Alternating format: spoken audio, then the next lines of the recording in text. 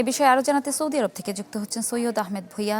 সৈয়দ, বাংলাদেশ সরকারের উদ্যোগে প্রবাসী কার্ড চালু হতে যাচ্ছে, এ বিষয়ে বিস্তারিত জানাবেন আমাদের।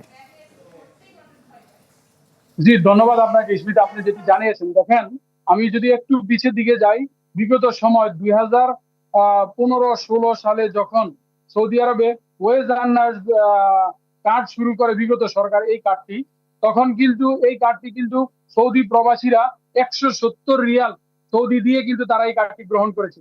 তারপরে কিন্তু ক্রমান্বয়ে এখন যদি আমি আজকের কথা বলি, দূতাবাস এবং কনসুলেট 1,145 রিয়াল নিচ্ছে। এর কারণটি, যদি এই কার্ডগুলিতে কিন্তু যারা আগে রেজিস্টার করেছে তারা কিন্তু এখন ওই কার্ডের ইন্স্যুরেন্স ভুক্ত হয় নাই, যারা এখন নতুন নিচ্ছে তারাই কিন্তু ইন্স্যুরেন্স ভুক্ত, এবং যদি কোনো প্রবাসী মৃত্যুবরণ করে সেখানে তিনি 13,35,000 টাকা পাবেন।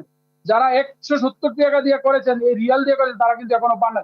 পাশাপাশি এখন বর্তমান সরকার এসে যে প্রবাসী কার্ড করেছে, এই কার্ডটি কিন্তু প্রবাসীরা যুক্ত হবেন, কিন্তু এই কার্ডটির নিয়ম কিন্তু এখনো জানা যায়নি, বা দূতাবাসের সাথে আমি কনসুলেটের সাথে যোগাযোগ করে দেখেছি যা তারা কত টাকা চার্জ করবে একজন প্রবাসী এই কার্ডটি কি ফ্রি দিবে না ইয়াতে নিবে, বা যাদের ওয়েজ আর্নার্স কার্ড আছে তারা কি এই কার্ডটি পাবে না তাদেরকে নতুন করে প্রবাসী কার্ড সংগ্রহ করতে হবে। এটি নিয়ে কিন্তু বিস্তর আলোচনা এখানে আছে।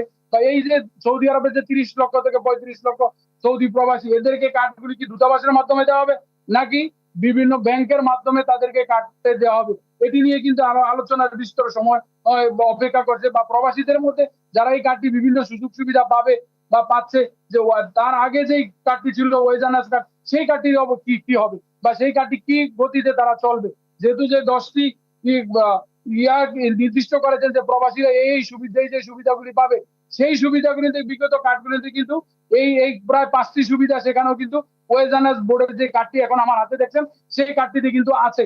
তাহলে এই কার্ডের সাথে যে কি ডিস্টেন্সটা করবে সেটাই কিন্তু এখন প্রবাসীদের জানার মুখ্য বিষয় আছে।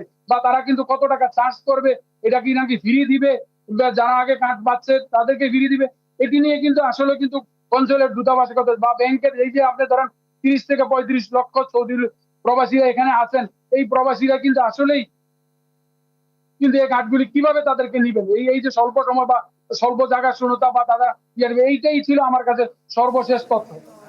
ধন্যবাদ আপনাকে। দর্শক, সৌদি আরব থেকে আমাদের সাথে যুক্ত ছিলেন সৈয়দ আহমেদ ভুইয়া।